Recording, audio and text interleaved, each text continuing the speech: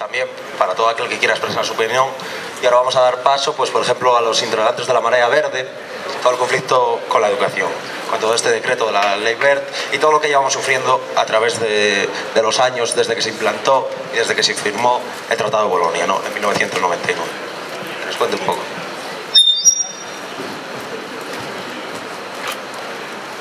Bueno, hola, yo participo en la Marea Asturverde, que es el movimiento de educación.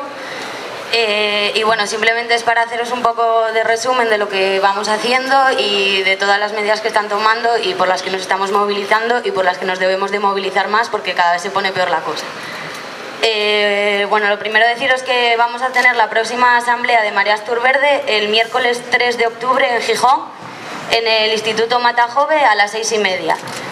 Toda persona que esté interesada en participar, no hace falta que sea maestro, ni profesor, ni alumno, ni nada, porque la educación nos afecta a todos y a todas y por lo tanto creo que debemos de participar toda persona que quiera.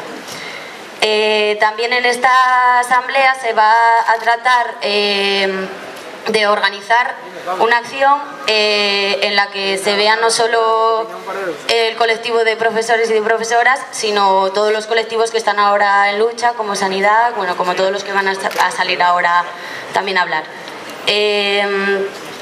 Y bueno, simplemente deciros que a todas las medidas que ya veníamos anunciando del aumento de ratios, del aumento de horas, etcétera, ahora la más gorda que nos acaba de venir y que bueno, que ya lo sabíamos, es la nueva reforma de educación, que es la LOMCE, que...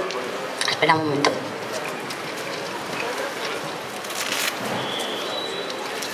Bueno, que se supone que es la ley orgánica por la mejora de la calidad de educación.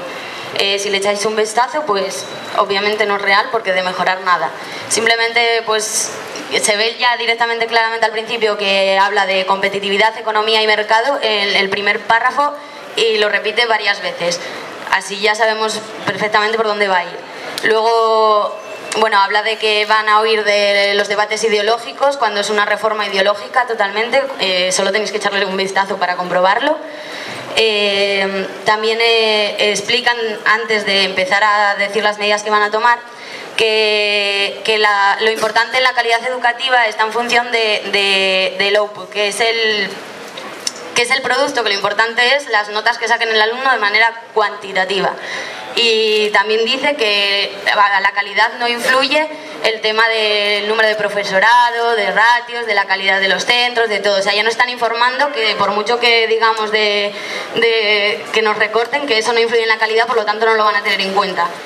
Y luego otra cosa importante es que los objetivos principales son reducir la tasa de abandono, mejorar los resultados internacionales, mejorar la tasa comparativa de alumnos excelentes y de la ESO y mejorar la empleabilidad.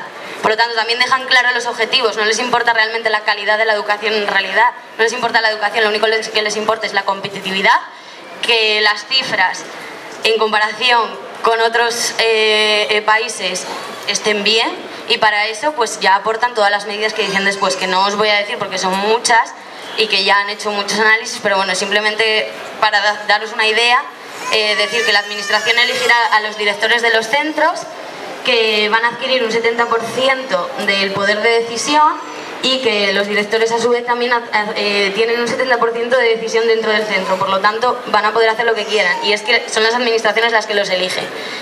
Los profesores, o sea, los directores también van a poder decidir si un profesor se tiene que desplazar, da igual que hagas las oposiciones aquí, te puedes ir a trabajar a otro sitio. Luego también imponen más contenidos en las autonomías, el 75% de los contenidos los van a imponer ellos también. Van a aumentar las horas instrumentales, se cargan todas las que tengan que ver con artística, con música, etcétera, por lo tanto... y bueno, la vuelta a las reválidas también es muy importante porque van a aplicar pruebas selectivas, es decir, si no pasas, no pasas. Y luego que también en secundaria dividen ya la educación, a partir de los 14 años se van a tener que decidir. Y eso significa que a partir de los 14 años, supuestamente, un chaval o una chavala ya tiene que saber qué es lo que quiere hacer. Y si no vale para el bachiller, no va a poder acceder.